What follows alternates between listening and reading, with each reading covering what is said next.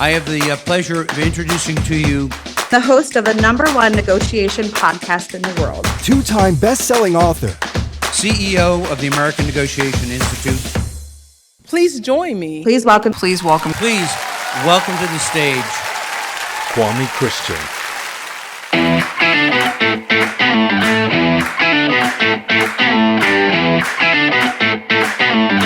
If possible too. And so we're going to continue interacting, so we need to make sure that we are continuing to be strategic about each of these interactions. Cool. I can't see the next slide either. So, so it's going to be an adventure.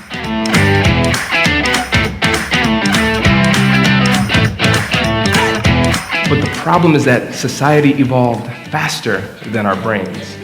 And as a result, today we struggle in difficult conversations because we're fighting modern-day battles with prehistoric tools. So you want to learn something that you can actually use, but when you hear words like confidence, motivation, inspiration, we're realizing that there's a feeling that can hold us back. Sometimes over-intellectualization is just another manifestation of fear.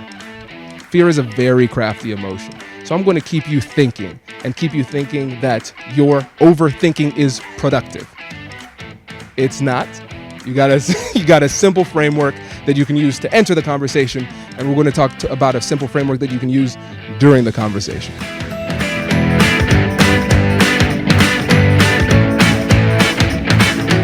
I grew up in Tiffin, Ohio. And the thing that I really appreciated about Tiffin was its diversity. We use what I call egocentric persuasion, where we think about the things that were persuasive to us, and then we regurgitate that for somebody else. We need to shift to empathetic persuasion, understand how they're seeing the situation, how they think about the situation, how they feel about the situation, and then use terminology and words and an approach that they can absorb and respect. And number 2, you will also be able to engage. We'll have polls, we have questions, and then at the end, we'll be able to do a Q&A. So you'll be able to ask your questions, get it answered live on stage. The harder the question, the better. How do you determine if the other party you're negotiating with is truly at the bottom line? Great question. So you can't. Let's just be honest, we can't, right? There's no situation where like even after the negotiation ends, they'll be like, oh, you could have got 10,000 more. It's not realistic, right?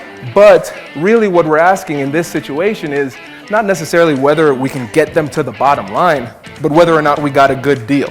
So a good deal is better than your BATNA. It serves your interests really well, and it serves the other interests of the other side reasonably well, and the interests of third parties acceptably well. We're going to address the emotionality. We're going to lower the emotional temperature of the room so we can progress at a higher level. Then we're going to connect with the other person, build trust, build rapport, gather information. And then we persuade as the last step.